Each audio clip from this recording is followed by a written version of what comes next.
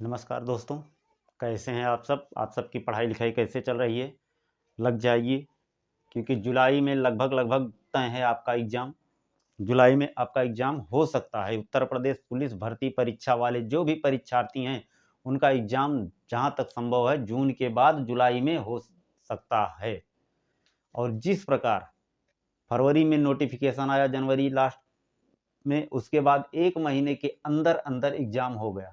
Exam की date fix हो गई। एग्ज़ाम नहीं हुआ, कॉल लेटर नहीं आया, लेकिन एग्ज़ाम की डेट फिक्स हो गई। इसी तरीके सरकार काफ़ी तेज़ी से कोई निर्णय ले सकती है, और निर्णय लेने के बाद आप लोगों को समय नहीं मिलेगा। इस बात का ध्यान रखिए, पढ़ते रहिए, अपनी पढ़ाई को जारी रखिए। अब शादी ब्याह लगन इस सब का सीज़न समाप्त हो चुका है। अब अपने काम में लग जाइए, क्योंकि सारे नाते सारे रिश्ते तभी काम आएंगे जब तुम जॉब में होगे, जब नौकरी में होगे। नहीं तो सब कुछ दिन के बाद बेकार ही समझेंगे। तो आप लोग लग जाइए, अभी से मेहनत कीजिए। कल के वीडियो में हम देख रहे थे वाक्यांश के लिए एक शब्द, एक नियम कल के वीडियो में हो चुका है। आज एक छोटा सा वीडियो आप लोगों के लिए जाएगा। वीडियो को लास्ट तक देखिए, दोस्तों तक शेयर कीजिए। वीडियो अच्छी लगी तो लाइक भी कीजिए, भूलिए मत। तो आइए हम शुरुआत करते हैं नियम नंबर 2 की। आज एक नियम और पढ़ लेंगे, उसके बाद हम फिर आगे बढ़ जाएंगे अपने चैप्टर पर। तो शुरुआत करते हैं वाक्यांश के लिए एक शब्द में। आज नियम नंबर 2 की बात करेंगे। नियम नंबर 2 की, ये पर्यायवाची से संबंधित है। ठीक है, नियम नंबर 2 पर्यायवाची से संबंधित है। जो वाक्यांश दिया जाता है, इसमें क्या होता है, उसी वाक्यांश के अंतर्गत उस शब्द का पर्यायवाची शब्द छुपा रहता है, और आगे वाक्यांश के लिए एक शब्द जो दिया जाएगा उसी से अर्थ निकालना पड़ेगा आपको वाक्य से, और जो आपके ऑप्शन में होगा उसमें आपको ढूंढना पड़ेगा कि इसका अर्थ ये हो सकता है। यही 2 नियम इसमें चलते हैं, इस बात का ध्यान रखना। एक नकारात्मक जहां होगा, लगभग रेयर केसों में ऐसा देखा गया नकारात्मक वाक्यों के लिए, कि जहां पे न शब्द का प्रयोग किया गया है वहां पे क्या होता है, आ उपसर्ग जोड़ा जाता है।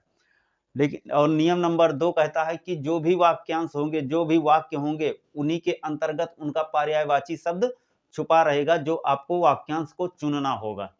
तो लिख लेते हैं थोड़ा बहुत नियम बना करके। वाक्यांश हेतु लिखिए। पेन ही नहीं चल रही है ये वाली।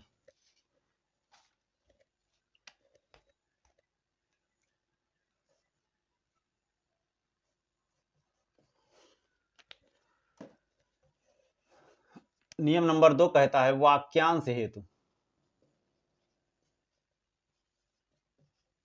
वाक्यांश हेतु स्थापित शब्द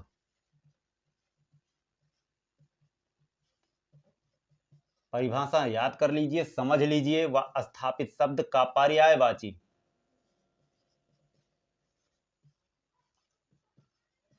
स्थापित शब्द का पर्यायवाची पूर्णता या अंशता,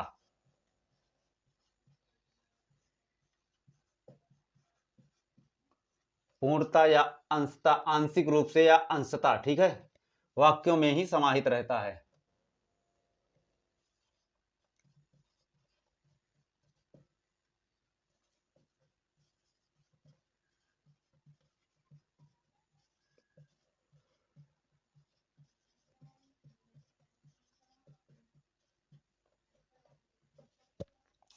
इसमें बोल रहा है कि वाक्यांश जो दिया जाएगा, जैसे आप लोगों को वाक्य दे दिया गया कि गगन को चूमने वाला, ऑप्शन दे दिया गया आकाश चुंबी, ठीक है, एक पर्यायवाची गगन का, गगन को आकाश को चूमने वाला, एक पर्यायवाची इसका हो जाएगा गगन, तो गगन चुंबी आ जाएगा।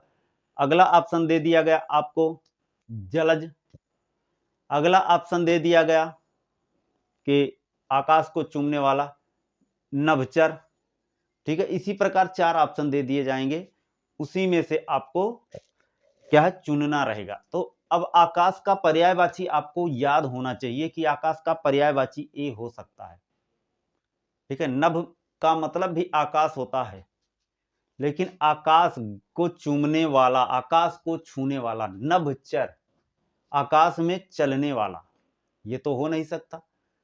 आकाश को चूमने वाला, अगला ऑप्शन है गगन चुंबी, तो आकाश का पर्यायवाची शब्द गगन हो गया, चूमने वाला का मतलब चुंबी। तो ध्यान रखना, थोड़ा दिमाग का इस्तेमाल करोगे अपने आप स्थापित हो जाएगा, ठीक है। तो क्या कहता है कि वाक्यांश हेतु स्थापित शब्दों का पर्यायवाची शब्द पूर्ण रूप से या आंशिक रूप से उसी वाक्य के अंतर्गत ही समाहित रहता है। यही दो नियम अगर आप लोगों को समझ आ गए, कंठस्थ हो गए, तो ध्यान रखना, आपको वाक्यांश के लिए एक शब्द में कोई भी नहीं हरा सकता, आप बिल्कुल सही करके आएंगे।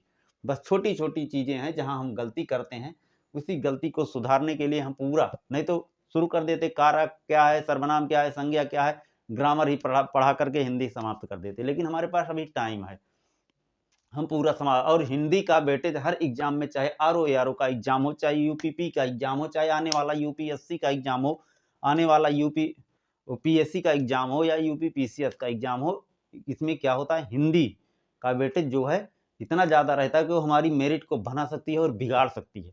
अब यूपीपी की बात करते हैं, तो यूपीपी में हिंदी आपकी तैयार होनी चाहिए। यदि 50 में 50 आप करके 100% करके आ रहे हैं हिंदी, और 100% आप रीजनिंग कर रहे हैं, तो मान के चलिए कि अगर 70 से 75% आप जीके और जीएस करके आते हैं, तो वहां से आपको कोई हटाने वाला नहीं है, स्थापित करने वाला नहीं है। आप 80-85% आ जाएंगे, मेरिट में भी आ जाएंगे, आपका सिलेक्शन हो जाएगा, आप उत्तर प्रदेश पुलिस की वर्दी पहन करके वापस अपने समाज, अपने घर में आएंगे, एक इज्जत की जिंदगी जिएंगे।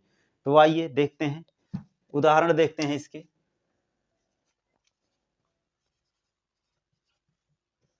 उदाहरण जैसे आकाश को चूमने वाला, आज हम प्रश्नों को भी देखेंगे। आकाश को चूमने वाला, अब यहां पे आकाश है, आकाश का पर्यायवाची क्या होता है, गगन होता है, गगन चुंबी,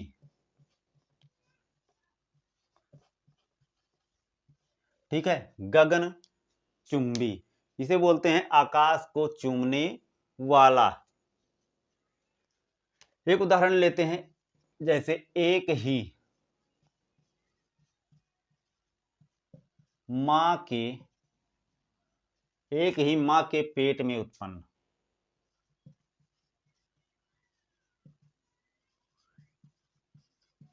प्रसंग की बात मत करना, यहाँ पे प्रसंग कुछ भी हो सकता है। एक ही माँ की पेट में उत्पन्न दो भाई आपस में लड़ रहे थे, तो ऐसा प्रसंग मत लेना, क्योंकि यहाँ से हमें पर्यायवाची खोजनी है। पेट, पेट का मतलब होता है उदर, ठीक है।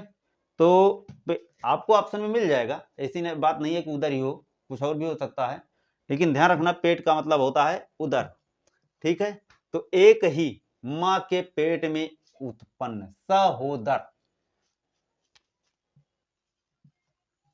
सहोदर, इसका हम संधि विच्छेद करते हैं तो ये हो जाएगा सह, माने साथ, प्लस उदर, पेट में। ये जुड़वा बच्चों के लिए ही ज्यादातर प्रयोग में आता है, सहोदर, ठीक है, सहधन उदर।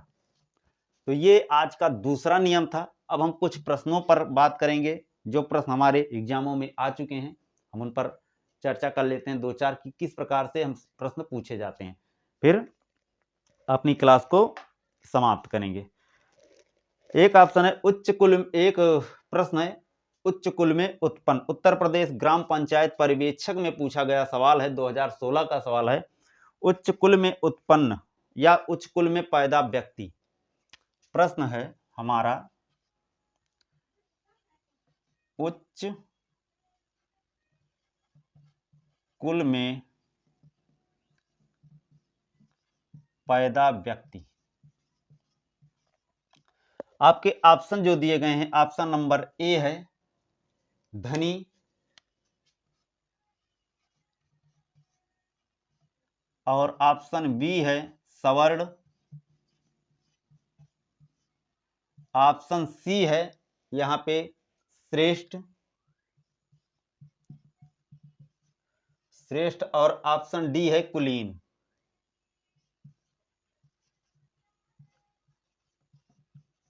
कुलीन। तो आप ये प्रश्न है 2016 का, उत्तर प्रदेश ग्राम पर्यवेक्षक 2016। ठीक है, प्रश्न बढ़िया है आप लोगों का। तो यहां पे देखिए, उच्च कुल में पैदा व्यक्ति। अब आपको यहां पे पर्यायवाची शब्द ढूंढना है। ठीक है, कुल, कुल का पर्यायवाची क्या होता है? कुल का पर्यायवाची धनी तो हो नहीं सकता। कुल का पर्यायवाची, कुल का मतलब होता है कुल, परिवार से संबंधित है ये कुल। ठीक है, कहते नहीं है हमारे कुल में तुम ही एक खराब व्यक्ति हो, हमारे परिवार में तुम ही एक खराब व्यक्ति हो। तो उच्च कुल, उच्च परिवार में पैदा व्यक्ति। धनी, कुल मतलब घर से लिया जाए तो धनी तो हो नहीं सकता।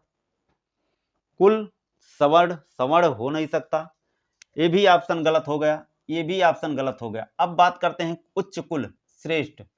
हाँ, यदि इसके सिवा कोई और ऑप्शन आपको सी के बाद डी का ऑप्शन कुछ और दिखाई देता हो, कुलीन की जगह पे ठाकुर लिख दिया गया हो, तो यहाँ पे हम श्रेष्ठ को का चयन कर सकते थे, लेकिन यहाँ पे कुलीन दिया गया। हम इतिहास से भी संबंधित बातों को करेंगे कि इतिहास में जो उच्च श्रेणी के लोग होते थे, जो राजा महाराजा और मंत्री वाले लोग होते थे, वो कुलीन वर्गों में ही आते थे। तो ध्यान रखना, इतिहास से भी संबंधित है ये प्रश्न। इतिहास के आपको प्रश्न ऐसे पूछा गया है कि इसमें से फंसा सकता है। उच्च धन भी हो सकता था, समण भी हो सकता था, श्रेष्ठ भी हो सकता था, कुलीन भी हो सकता था। उसके बाद हम क्या करते थे, आंखें बंद करते, हे प्रभु कौन सा इसमें सही है, कलम गिराएंगे। ऑप्शन नंबर ए गलत हो गया। तो यहाँ प्रभु की बात नहीं, यहाँ पे मैं समझा रहा हूँ, समझने की कोशिश करिए। कुल का मतलब होता है परिवार, कुलीन का मतलब होता है परिवार से। ठीक है, तो उच्च कुल में का इसका जो सही, आप अब देखिए, श्रेष्ठ जो है, श्रेष्ठ हर जगह आ सकता है, इसीलिए श्रेष्ठ भी नहीं होगा। अगर कुलीन दिया है तो, नहीं दिया होता, कुछ और दिया होता तो यहाँ हम श्रेष्ठ चुन सकते थे। लेकिन अगर कुलीन दिया है तो ऑप्शन नंबर डी हमारा सही हो जाएगा, ये भी गलत हो जाएगा। तो बस ऐसे ही पर्यायवाची शब्द ढूंढना है और ढूंढ करके हमें लिखना है। तो इसका स्क्रीनशॉट ले लीजिए। 2-3 प्रश्न हम आराम से बता देते हैं, नोट करते हुए चलिए। बस आइए प्रश्नों को देखते हैं। ये प्रश्न हमारे एग्जामों में आ चुके हैं। प्रश्न है, पहला है जीने की इच्छा। ये उत्तर प्रदेश ग्राम पर्यवेक्षक 2016 का प्रश्न है। अगला प्रश्न है, जो अपने स्थान से अलग ना किया जा सके। ये भी उत्तर प्रदेश ग्राम पर्यवेक्षक 2016 में पूछा गया प्रश्न है। और अगला है, जिसकी पत्नी मर गई हो। ये उत्तर प्रदेश पीसीएस 2018 का प्रश्न है। ठीक है, तो आइए हम देखते हैं पहला प्रश्न, जीने की इच्छा। जीने की इच्छा रखने वाले को क्या कहेंगे? जिज्ञासु। जिज्ञासु का मतलब होता है जानना। जिगीसु, जिज्ञासु जानने से कोई मतलब ही नहीं है। जिगीसु, इससे भी कोई मतलब नहीं है। पिपासु, जिसे बोलते हैं रक्त का भूखा, रक्त पिपासु। ठीक है, पिपासु का मतलब होता है प्यासा। जिजीविसा, जीने की इच्छा रखने वाला तो क्या कहेंगे? जिजीविसा। तो ध्यान रखना, पर्यायवाची ढूंढना ही ढूंढना है आपको, जीने की इच्छा। ठीक है, तो जिजीविसा। जिज्ञासु अलग है, पिपासु अलग है, इस प्रकार जिगीसु भी अलग है। ठीक है, तो आपका ऑप्शन नंबर डी अपने आप, यदि इसका अगर 3 पर्यायवाची शब्द याद रहेगा तो एक तो आप अंदाजा लगा सकते हैं कि इसका गलत हो सकता है। ठीक है, अगला प्रश्न है, जो अपने स्थान से अलग ना किया जा सके। जो अपने स्थान से अलग ना किया जा सके। अदे, ना दिया जा सके। अटल, जिसको बोलते हैं जैसे हमारा दृढ़ विश्वास, हमारा विश्वास अटल है, स्थिर है। ठीक है, इसे हटाया नहीं सकता, लेकिन अटल में संभवतः हट भी सकता है। तो अटल पूर्ण रूप से नहीं हो सकता।